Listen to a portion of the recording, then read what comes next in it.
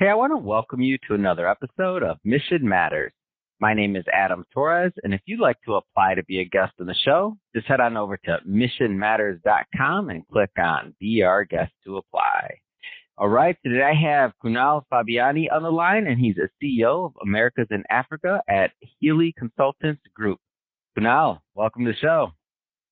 Hi, Adam. Thank you for having me on. All right, Kunal. So excited to learn more about Healy Consultants Group today and really what drives you in your mission. And just to get us started, we'll start off the way that we start every episode with our Mission Matters Minute.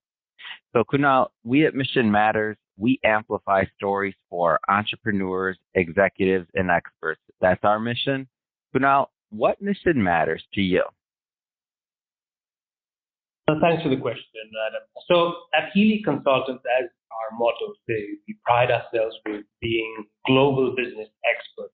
Yes, my title officially is CEO for Americas and Africa, but our mission is to enable the internationalization of companies, be it, your startup companies, an entrepreneur, a small business, and multinational corporations or Fortune 500 companies. It doesn't really matter, right? We don't discriminate on that end. If you have an idea, you want to go global, if you want to go local into a certain continent or country, we want to be essential part of it, right? And enabling you to get set up in any of these countries, right? And hold you through the whole process and make it an easy voyage, right?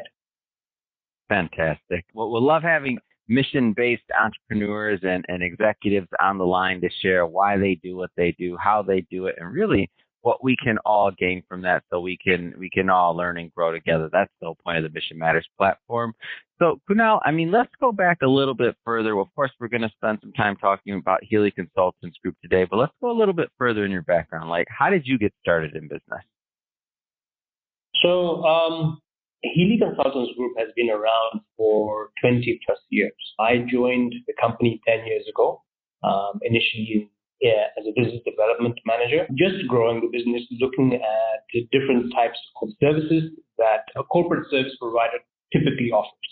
So just to give you a bit of background to the listeners, is corporate service provider essentially provides corporate secretarial services, business setup support services, and this was typically done by Healy Consultants in, let's say, more around Asia. The company was headquartered in Singapore, and we offered services typically around the region. So my mission when I joined the company was also to expand on where we offered services. I was born, brought up in Spain, so obviously I do speak Spanish. Spanish is my native language, so there was an opportunity to grow a portfolio of clients from the South America, Central America, Latin American countries, of course. And because I come from the Canary Islands, there's a close proximity to the African continent. Africa was a big one for us as well, to kind of enter into that market and provide, let's say, more clarity, transparency in terms of the process of setting up business, which can be simple and straightforward in any given country, the Western world, and more developed economies, but maybe not that transparent in some of these countries in these continents, right? Maybe language barriers or just a lack of information. So I think we have done a great job at providing that information through our website. Very, informational manner, right? It's very transparent. There's a lot of information. It's information rich. So we like to, to be the, let's say, the modern Wikipedia or business setup in any country in the world, right? Not only in the Americas and Africa, but definitely these two continents have been target markets, as a lot of emerging economies are in these continents. And so as we and I want to pause for a moment just before we go and maybe just talk specifically about what Healy Consultants offers in terms of services, because I know at the end of this, I'm definitely going to give you the opportunity to leave that, website and contact information so people can follow up. But tell us a little bit more about the services that Healy Consultants actually offers. So we do offer a company incorporation that entails business setup as per se, so advising on the type of legal structure that one would have to set up or the options that they would have for their specific business advisory, market entry strategies for a specific industry, as well as ancillary services that come with business setup. It can be as simple as bank account opening, bookkeeping services, tax planning, legal solutions, and whatever comes after business setup is when you hire employees or employee matters, running payroll, licensing, post-business setup compliances. So obviously, if you're running a business, you have to be compliant with the local regulations. So we provide information and support in all of these aspects. Mm. And so what are the types of clients that you typically find get the most value out of working with Healy Consultants? Is this only for, or I should say, is this primarily for enterprise, middle market, mid cap? Like, give us a feel for maybe the type of clients that get the most value out of working with Healy. As I mentioned, I think at the beginning of the conversation, we don't really discriminate. We don't have, let's say, a target sort of companies. I mean, we provide advisory to high net worth individuals, startups, businessmen with a certain idea, maybe a person that's been employed for 20 years in a business that wants to start a new venture. So they had maybe saved up some capital and want to start a new business. So we want to be there for these clients. But your question is specifically, well, which type of clients are more valuable to you or add more value to the business, right? So I'd like to say we're a boutique consultancy firm, so we don't typically do volume, and our offering is in such a way where typically clients with already a large presence or footprint, right, in certain countries come to us to say, okay, well, you guys seem to be spread across the globe. Can you help us set up in several jurisdictions? So we specialize in, let's say, multi-country setups, right? It can be in one continent. It can be across several continents.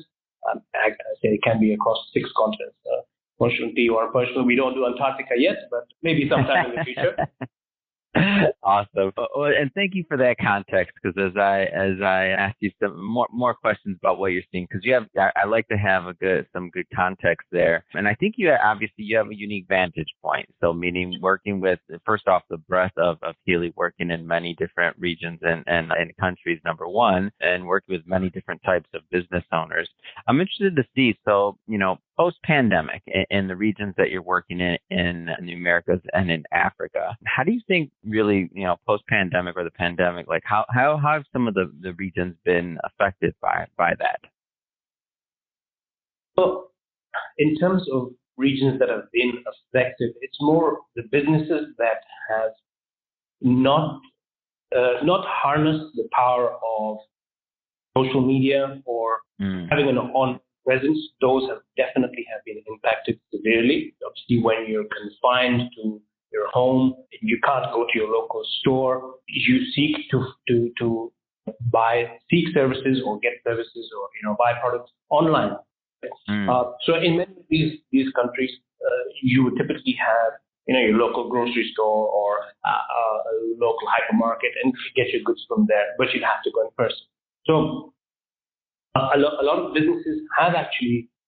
So the pandemic has been an opportunity for those companies or businesses that have said, well, they've identified the power of having an online presence, having an SEO optimized website, or just having a page on social media, Facebook, on Instagram, offering services or products, or even TikTok. Just talking about this is what I offer, this is what I can do, this is what I know. So many of these have jumped on this bandwagon and capitalized on it, as well as companies that offer support services. Let's say it comes to supply chain, right? So particularly in some African countries, if you were to order a product off Amazon, you find it very difficult that product cannot be delivered from the US or any fulfillment center, let's say, close to your country, directly to Africa, right? So you'd need to arrange, let's say, a PO box or send it to a certain company that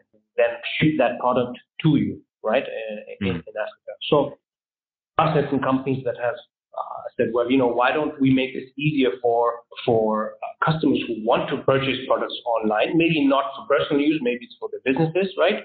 And they've definitely capitalized on that because they've offered this service. So bringing not only in Amazon, but generally the e-marketplace, right, to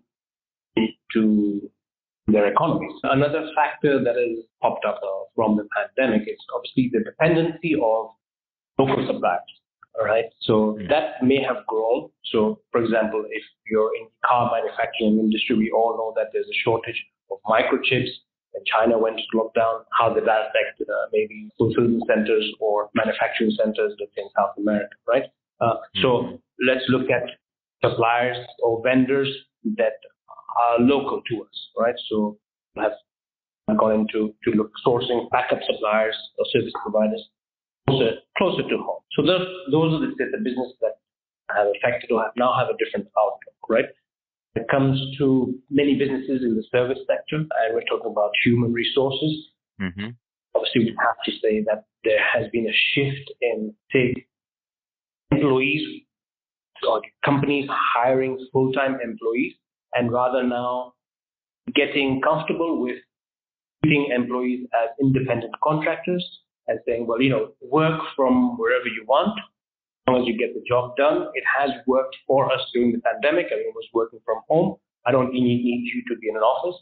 So that kind of reduces operational expenditure because companies are now not investing in large spaces to house employees. They will work from home, work from whichever country you want, report into your manager at the XYZ times, and as long as the job gets done, we're happy, right? As long as the KPIs are met, we're happy, right? So there's been a shift in that mindset of not hiring permanent employees. Well, not treating them as employees, but independent contractors and having that flexibility.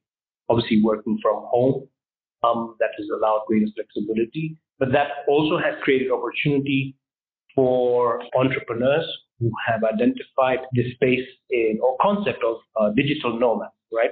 So you may be aware that there are businesses that are setting up communities of digital nomads. So if you could go to, for example, say, well, I'm a software developer, right, and my headquarters in Silicon Valley, right, but I can work from anywhere at any time I want. But let me travel the world. I don't have to be in somewhere. So I could go to these communities with the thought of, well, these digital nomads will need a community, so they will come with their families, right? So digital nomad communities will be set up with residential properties, support services, education centers, and obviously leisure centers, right? So that's an incredible concept and an idea for I guess this new era of employment, right, that we have. Yeah, it's so interesting to me, and many of the things that you've mentioned in Africa, I can see like similarities to some of the things how the pandemic escalated things in the United States. Whether I know you mentioned in Africa, maybe it has to do with delivery or of services or e-commerce, which maybe some of the infrastructure in the United States is obviously a little bit more advanced. But I can see like similarities in what you said and maybe like how our telehealth is now being delivered and some of the other things. It's almost like in certain industries that were lagging or kind of forced out of necessity to evolve and to advance. Am I off on that? No, absolutely. You're absolutely right. Absolutely right. Yeah. I wanted, let's maybe jump around a little bit here. How do you see, let's talk about the political side of things. So how do you see maybe obviously post-pandemic, we're going into a new way of doing business, new thing. I'm just curious, how do you see like the geopolitical landscape evolving in the coming years from your vantage point? So for certain economies, let's say in developing economies, if they were to evolve and obviously harness this change in the way of how companies operate. So companies should be more open to foreign investment. I guess change their policies to welcome businesses, right? Especially create those businesses that create value. And the most important form of creating value is creating employment. Right?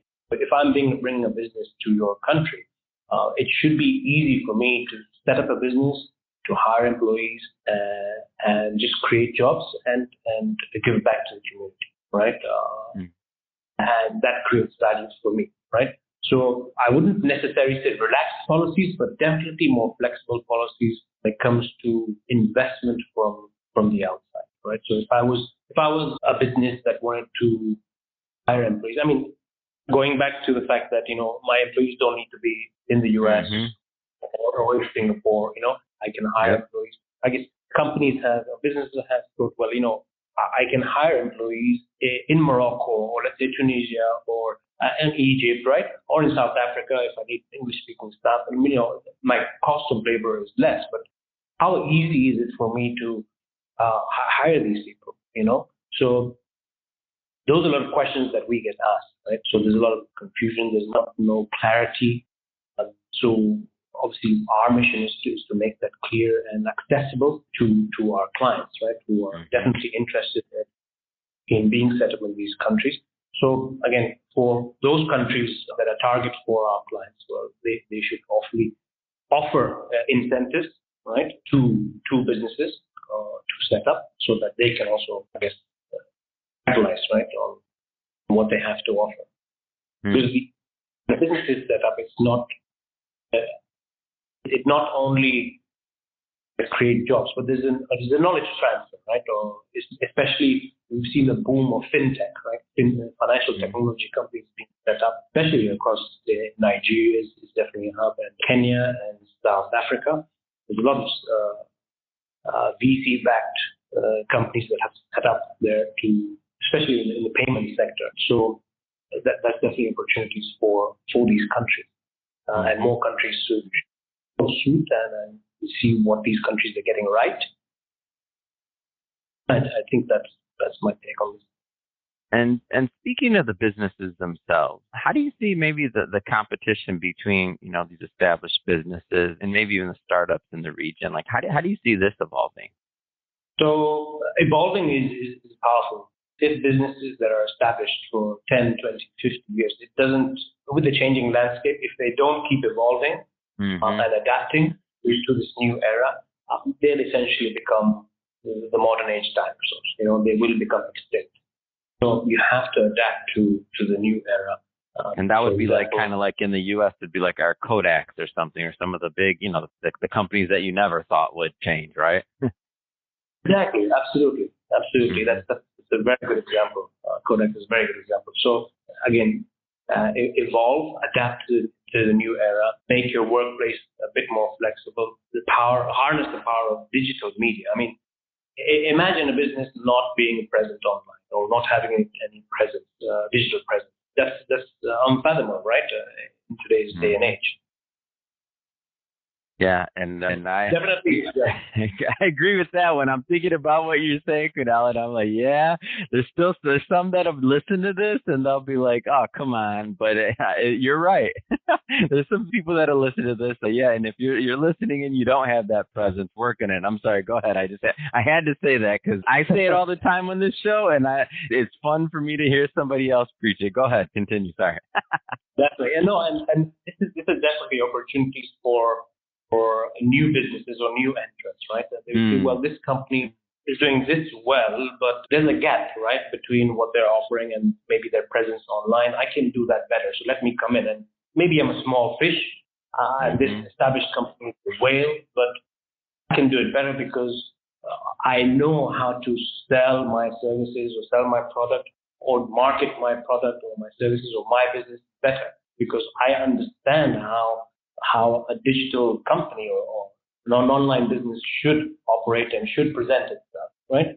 So companies that resist, doing business this way or being online, obviously will face some sort of difficulties. Obviously, established companies will have their portfolio of clients for sure, but new entrants will definitely catch up and maybe steal a bit of their market share, right? So it's very important that there should be a constant evolution and harnessing, new tools, AI, maybe ChatGPT, if that can be. I mean, if you're not using ChatGPT in your business, you're starting to become obsolete, right? And that's just one tool. Yeah. Well, Kunal, I could talk to you about this all day, but we're about out of time for today's episode. That being said, it's been great having you on the show. If somebody's listening to this or watching this and they want to follow up and they want to learn more about Healy Consultants, what's the best way for them to connect with you and your team? So we have a great presence online. We have a website. It's www.healyconsultants.com. You can look us up on LinkedIn, Healy Consultants, on Instagram, same, Healy Consultants, as well as Facebook. And we do publish regularly videos, informational videos, experiences of our clients on YouTube. So definitely check us out on there. Fantastic. And we'll put all that information in the show notes so that our audience can just click on the links and head right on over. And speaking of the audience, if this is your first time with Mission Matters or listening to an episode, we're all about bringing on business owners, entrepreneurs, executives, and experts and having them share their mission, the reason behind their mission, and really what we can all learn from that so that we can all grow together. The whole point of the Mission Matters platform is for us all to grow together. If that's the type of content that sounds interesting or fun or exciting to you, we welcome you. Hit that subscribe button because we have many more mission-based individuals coming up on the line, and we don't want you to miss a thing. And Kunal, really, it has been a pleasure. Thanks again for coming on the show. Thank you, Adam. And just a final note to all your listeners, your success is our success.